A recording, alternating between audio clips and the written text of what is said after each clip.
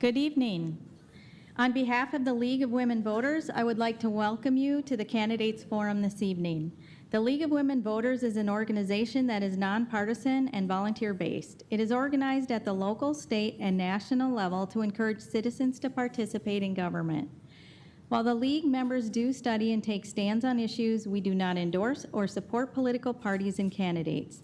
The League does encourage its members as individuals, as we encourage each of you to get involved in your community and the political party of your choice. However, the views expressed in this forum are those of the individual candidates and not those of the League of Women Voters. By sponsoring this forum this evening, the League provides an opportunity for citizen participation and exposure to candidates, but does not provide an endorsement of any candidate or candidates. All viable candidates have been invited to participate this evening. Tonight's forum will be for Senate District 40B for the state representative seats, and our candidates are Robert Marvin and Samantha Vang. In tonight's forum, the candidates will start with 5 of the 6 questions they received in advance, and they have 1 minute to respond. Then our candidates will have up to 30 seconds to respond to each of the questions that are coming from the audience. Finally, they will be given 1 minute for the final question that is their final statements. Candidates, the League would like to request that you refrain from making any personal attacks on your fellow candidates. I'd like to take this moment to point out our timekeepers in front for this evening. They will show you when you have 15 seconds to finish your statements. Then they will show you that your time has expired. Please finish your sentence at that time, as I will be directing the next speaker's turn. The order has been randomly selected, although that's kind of hard to be random with only 2 candidates. But for the audience, please remember to turn off all communication devices at this time. There will be no photography for the duration of the forum. So we will start with the question number 1 is, please tell us about your background and previous civic involvement that support your candidacy for this position. And we'll start with Robert Marvin.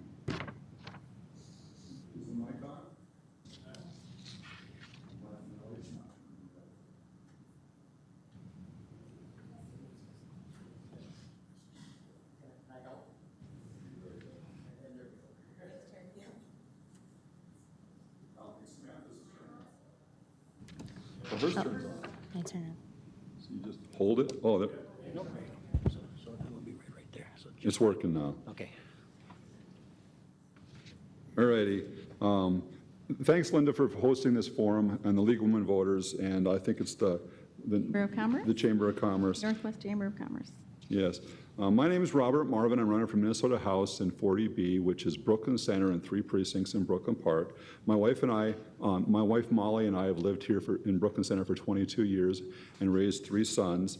All of our children went to the local school systems, and I've been a volunteer for many things with my kids' schools, Boy Scouts, Cub Scouts, junior achievement. I've been in my neighborhood. I've been a block captain, my association president.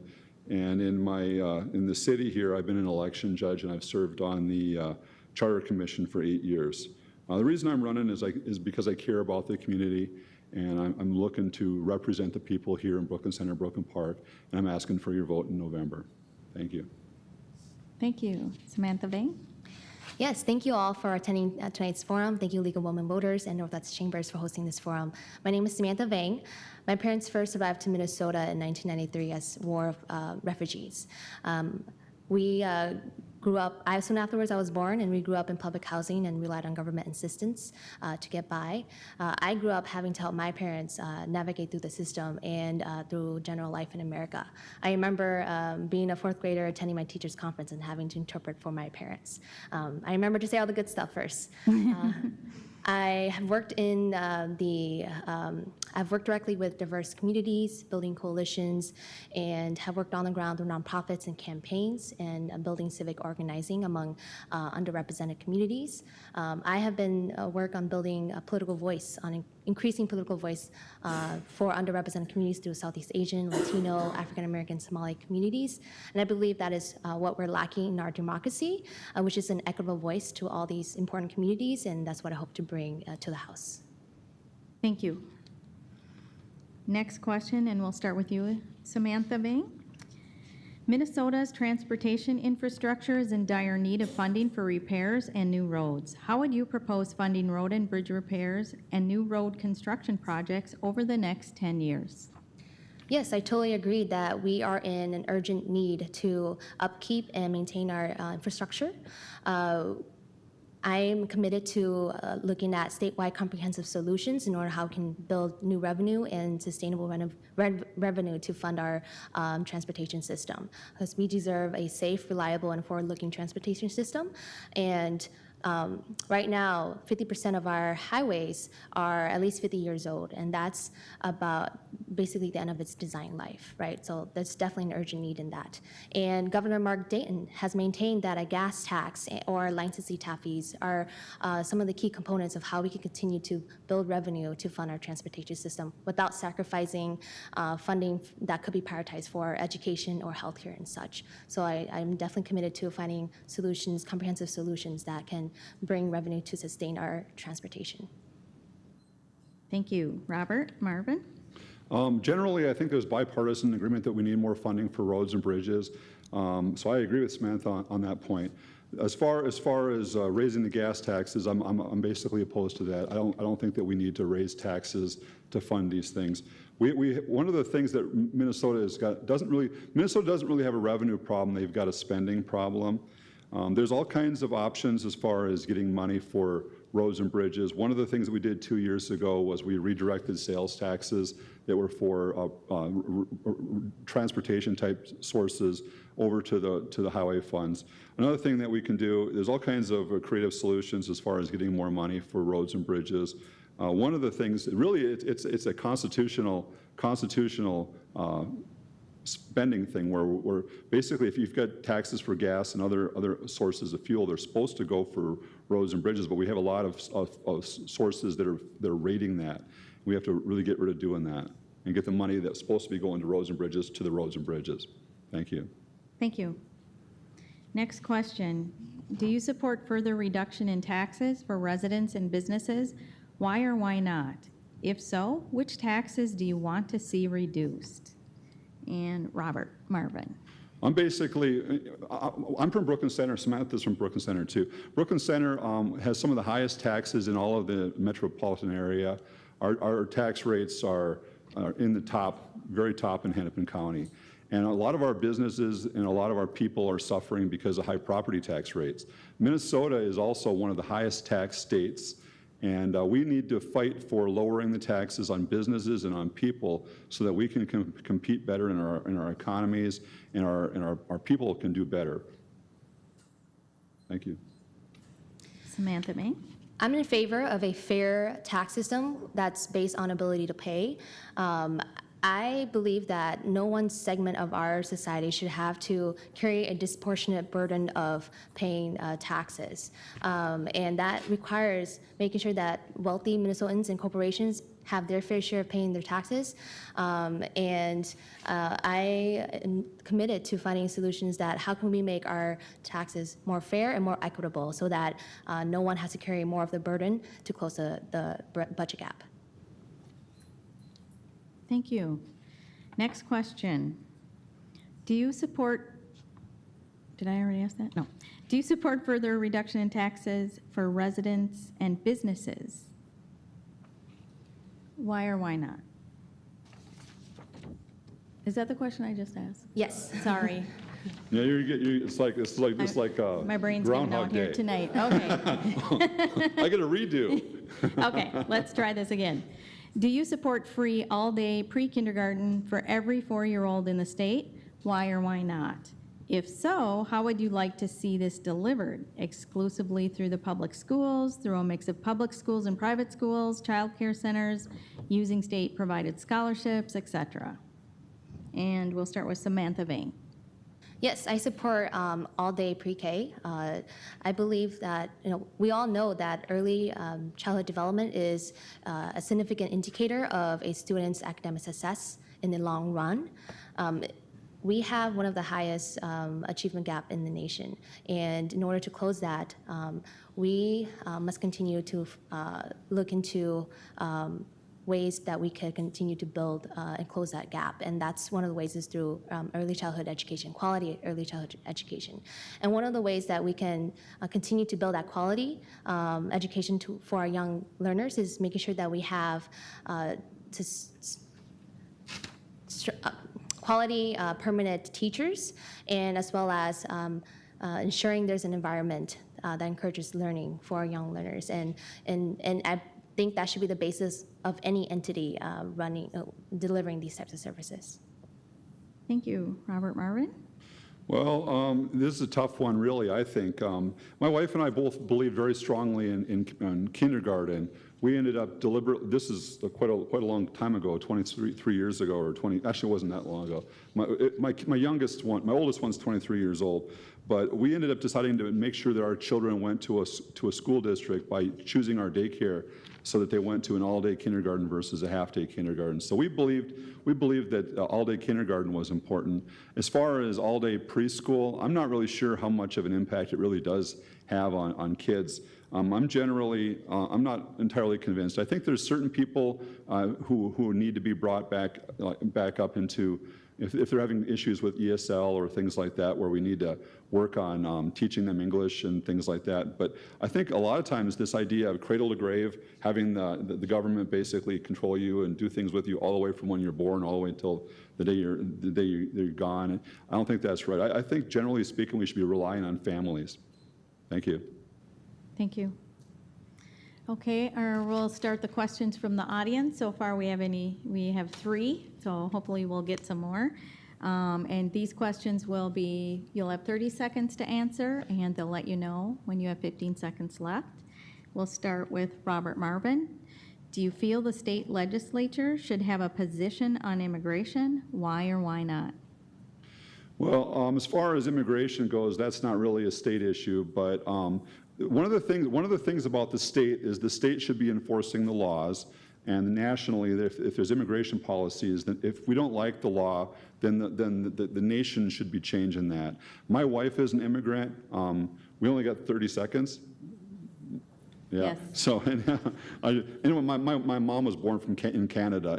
Immigration is really, really important, but we just got to make sure that we're following the law. And Samantha Vang. Yes, I'm a first generation born of immigrant refugee parents, and my philosophy is that now more than ever, it's more important to protect those who are vulnerable than to protect those with a hateful opinion or rhetoric.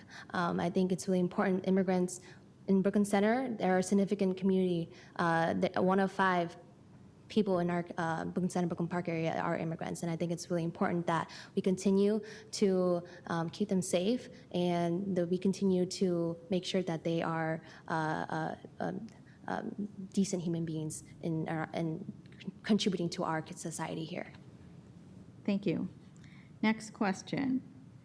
How will you help protect the integrity of Minnesota's election system? Samantha Vang.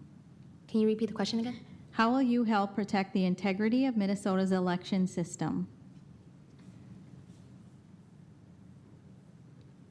I think our election system right now is pretty strong. Secretary of State Steve Simon is doing a really good job making sure that our elections are fair and they are protected. My issue is that there are many still voter suppressions statewide. Right now, the voting population here does not reflect, the people who actually vote does not reflect the demographics of this community. And my work is making sure that we continue to increase accessibilities for underrepresented communities here. Thank you. Robert Marvin?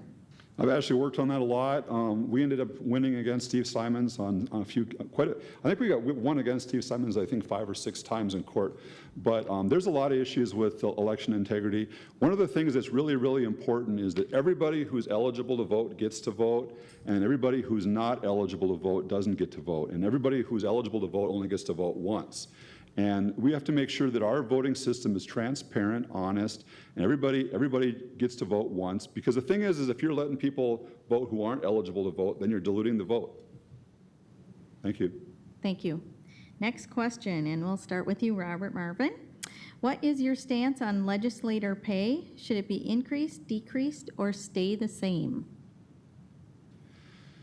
Well, that's a tough one. You know, the legislator pay just went up recently, and I personally don't think the amount of money they're paying is all that much. But I don't want to go out there and say, oh, I want to raise my pay. But realistically, the city council legislators, for example, don't get paid hardly anything. A lot of times the city councils are only getting paid $6,000, and you look at how many hours they're putting into these kind of things. They're working for $2 an hour, and I think a lot of times if you want to have good legislators, you really need to be paying your mayors, you're going to be paying your city council offices reasonable amounts. Thanks. Thank you. Samantha Vang. I actually don't feel comfortable with legislators having an increase in pay because we have too many of our community members who are trying to make ends meet, living through paycheck to paycheck, and they haven't gotten an increase in their wages for a long time now.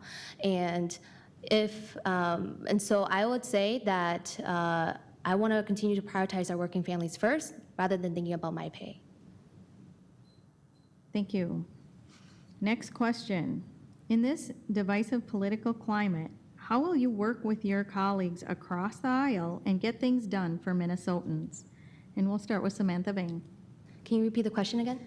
In this divisive political climate, how will you work with your colleagues across the aisle to get things done for Minnesotans? Yes. As I have shown in my primary, we have door-knocked every person, and that includes people who may be across the aisles. And I want to be intentional that I'm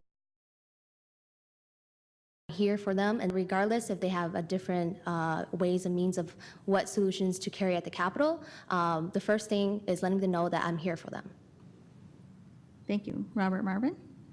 I do the same thing. I knock on every door, talk to every person. I don't really care if, you know, I'll knock on everybody's door. If you look, you'll see I knock on every door down a lot of these busy roads. And I've been doing that for a long time. My grandpa was a lobbyist. I grew up with my grandparents, and we used to work with both parties. We would do lobbying with the Democrats, with the Republicans. If you look at the big shot Democrats, because the Republicans get sore about it, but you'll see me with Plenty and with a lot of the other Republicans too that were in races. But I try to work with everybody. Thank you. Next question: how will you protect Minnesota's natural resources like water and our parks? Robert Marvin. I live on a lake. I really care about the water system. It's really important for us to have clean water. And we have to fight for it. You know, we have to make sure that we're working to make sure that the upstream water supplies are being protected, and make sure that you're not letting people just dump pollution into the lakes. There's all kinds of polluters that we have to make sure that we're being careful about it. Thank you. Thank you. Samantha Vang. I will be a staunch advocate to make sure that we have clean water, clean air, renewable energy, and securing these beautiful boundaries and environment for our next generation. Thank you. Next question: do you support the state growing internet capability and infrastructure? Why or why not? Samantha Vang. Can you repeat the question again? Do you support the state growing internet capability and infrastructure? Why or why not? That's something that I'm not quite too informed about, but I believe that that is a part of innovation, part of, I think what I will be more concerned about is how that will be controlled or regulated. And I think it's important that we continue to engage all relevant actors and engage with those who are informed, and that we can make healthy decisions for everybody. Thank you. Robert Marvin. Well, that's kind of a thing I actually have done a large amount. I'm an electrical engineer, a consulting engineer. One of the things that I've done, I'm not even sure how many miles of plant I've done. I think it's over 5,000 miles of fiber to the home infrastructure, so I've done an enormous amount of that stuff. As far as like the North Shore of Duluth area, I was the engineer of record that did all the fiber to the home for Grand Marais and a lot of those in the arrowheads. And I basically am all in favor of bringing fiber and bringing broadband and bringing internet to everybody, because I think really it's critical to our development and to our youth to have access to the internet. Thanks. Thank you. Next question, how will you protect public education for all Minnesotans? Robert Marvin. Well, I'm completely in favor of a good education. All three of my kids have now graduated. My oldest one is actually an electrical engineer like me now, and my middle one is in Duluth and he's going to be an industrial engineer. And then my youngest one is at the University of Minnesota Twin Cities, and he's also going to wind up being in the USMC. And I basically, it's one of the pillars. There's two pillars, transit and also public education. They're in our Constitution, and they shall be protected. And I'm in favor of a free public education, K-12. Thank you. Thank you. And Samantha May? Yes, education is one of my top priorities on my platform. As a student from both Minneapolis Public Schools and Robbinsdale graduate from Armstrong High School, I believe that public education is crucial to building the next workforce. And I believe that it's the state's responsibility to fully and equitably fund our schools. Thank you. Next question, how do you feel about voter ID in Minnesota? Samantha Bain. 2 words, voter suppression. I think it's one of the key ways of how we can limit eligible voters, like my grandparents, to go vote. And having done a lot of election work from the past couple of years, I see a lot of suppression. Voter ID is one of the key ones that can limit even many of our communities, immigrant communities, communities of color, to go and vote at the polls. Thank you. Robert Marvin. I basically believe that everybody pretty much already has a voter ID, already has IDs. I believe the idea that people of color, for example, don't have IDs and are unable to go get IDs and they can't get these things is really racist, and it's very, very condescending, and it's talking down to people. I do believe in the idea that there should be a free option for an ID for purposes of voting, because you can't charge to vote. So I think we have to make sure that there's an option to get a free ID, but I think everybody realistically should be able to get an ID and should be able to using it to make sure they only vote once, and they're eligible to vote. Next question, how would you balance Minnesota Farms' needs against environmental concerns? Robert Marvin. I grew up out in the country. I lived 3 miles out of town, and I lived on a little river and a lake, and we had farmers all over the place, and I'm very familiar with farms, and we had our dogs got to run loose and stuff, and we had beaver dams in the backyard, and I could go duck hunting off my back dock. We had a dairy farm upstream from us, which is lovely sometimes when all the cattle are using the river at the same time. But it's educational, and really it's really important to make sure that we take care of the farmers. Thank you. Samantha May. I believe that we should play a role in making sure that all community and groups are engaged and that they're at the table. We cannot make decisions that are informed unless we have all relevant actors at the table to have a fair choice of and chance at voicing their concerns and their ideas at the table. Thank you. Next question. Are you for private prisons? This questioner says, immigration wants to reopen the Afton facility. Are you for or against this? And I think by immigration they mean ICE wants to reopen the Afton facility. And we will start with Samantha. No, I'm against, is it privatizing of prisons? Yes. Yes, I'm against that. I'm against that because I believe that our history in America has been done to criminalize our communities of colors, and large disproportionate of our communities of colors are in the prison system, and I believe that it will exacerbate that issue. Thank you. Robert Marvin? I'm a consultant engineer. I've worked in pretty much every prison in the state of Minnesota. I'm unfamiliar with this particular one you're talking about, but basically a lot of our prison systems are privatized. And that really comes, I think there's a lot of privately run prisons anyway, privately owned. But basically, it's all about whether or not you're going to lock people up. And if your legal system is locking people up and putting them in prison, then you need to have facilities for that stuff, like Stillwater and Lino Lakes and Oak Park Heights.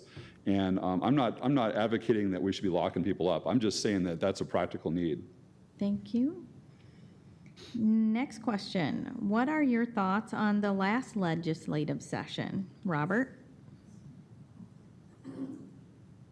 I don't have a lot of thoughts on it, I guess. They did what they did, and I guess I'm not really familiar with any scandals or any big, at least not come up to mind. Thank you. Samantha Bang?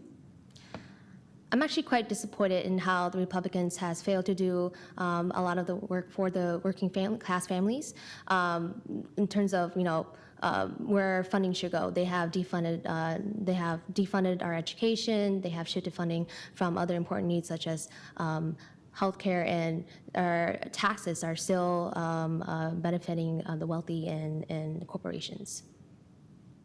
Thank you. That concludes our questions from the audience. So we will go to our closing question, and this will be the one that they have 1 minute to respond. In summary, how do you intend to best serve your district and move the state forward? Samantha? Yes, I spent the past years trying to get elected officials to recognize my community. But then I realized I know my community. I grew up around the community here. I have lived experiences of what it means to be a working class family. And my philosophy is that it's more important to protect those who are vulnerable than to protect those of a privileged status, such as wealth. And I think it's really important that we continue to make sure that we bring fair and equitable choices at the table and solutions at the table so that we can continue to uplift those who are in need, who are in pain, and who are in poverty. Thank you. Robert Marvin. Well, thank you. Thanks for hosting this event. I really appreciate it. Thanks for Samantha for coming. I think it's been a great conversation. I think we learned a lot. Basically, as far as the question about moving the, what was the question again? I'm starting to go my closing. How do you intend to best serve your district and move the state Well, basically forward? for me, I'm all about fighting for the people. I'm all about fighting for the residents of Brooklyn Center, Brooklyn Park. The idea is you're getting represented I would be elected to represent you guys, and that's the thing. I'm about representing you guys and trying to represent the people here in Brooklyn Center, Brooklyn Park, and that's what I would care about. I wouldn't be looking for parties necessarily. I wouldn't be looking for any particular groups. I'd be looking at to see whether or not what I do at the legislature benefits Brooklyn Center, Brooklyn Park, and that's one of the reasons why I'm hoping that you guys vote for me for Minnesota State Rep in 40B, and I ask for your vote. Thank you. Thank you. Once again, on behalf of the League of Women Voters and the North Hennepin Area Chamber of Commerce, I would like to thank the candidates for agreeing to participate in tonight's forum. I would also like to thank the voters for attending and participating by submitting excellent questions. And I would like to thank the viewing audience as well. Remember that if we could not get to your question tonight, or if you have any further questions for the candidates, we invite you to contact them directly with your concerns. Please remember to get out and vote on November 6th, as your vote truly does count. Thanks, and have a great evening. Thank you, everyone.